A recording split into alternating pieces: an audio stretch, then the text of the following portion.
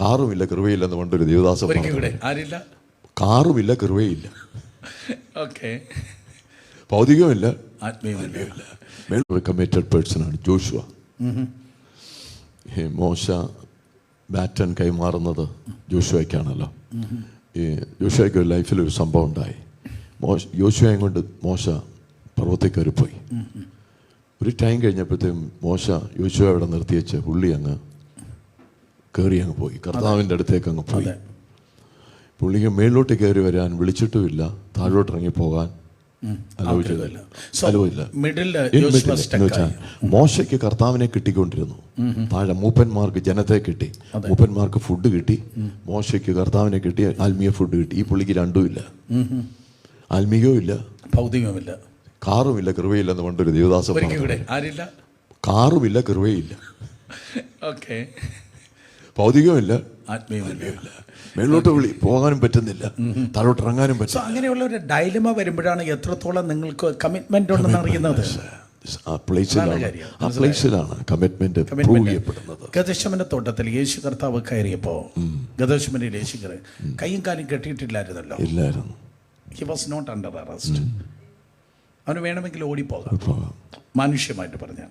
യേശു കർത്താവിന് തനിക്കറിയാം അറസ്റ്റ് വരുന്നുണ്ട്, അടുത്ത് അടിച്ച് തകർക്കുന്നുണ്ട്, ക്രൂശ് വരുന്നുണ്ട്.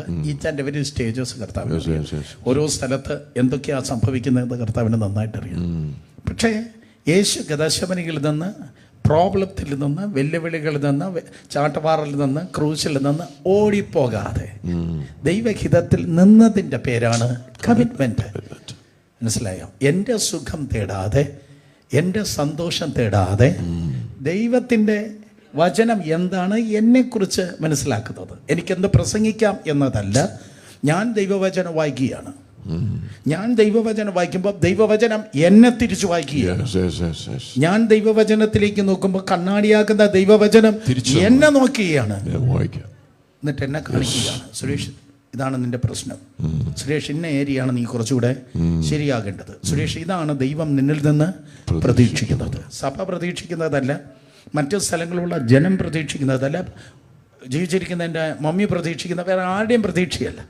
എനിക്ക് ഒരു അജണ്ടയേ ഉള്ളൂ. ഇന്ന് കാണുന്നതായ മനുഷ്യരുടെ കയ്യടിക്ക് വേണ്ടിയല്ല ഞാൻ ജീവിക്കേണ്ടേ. ഏതെങ്കിലും ചേട്ടൻ്റെയോ ചേച്ചിയോ നോക്കി അയ്യടാ നന്നായി, നോ നോ നോ നോ, അതല്ല. എന്നെ വിളിച്ചവനും എന്നെ നിങ്ങളെയും വിളിച്ചവനും നമ്മെ അപ്പോയിന്റ് ചെയ്തവനും നമ്മെ ആക്കി വെച്ചവനായ ദൈവത്തിൻ്റെ പദ്ധതി അത് അനുസരിച്ച് നമ്മുടെ ജീവിതത്തെ നമ്മൾ ക്രമപ്പെടുത്തി ദൈവഹിതത്തിൽ 100% ഏൽപ്പിക്കപ്പെടുന്നതിൻ്റെ പേരാണ് സമർപ്പണം. ആ പാത്രത്തിൽ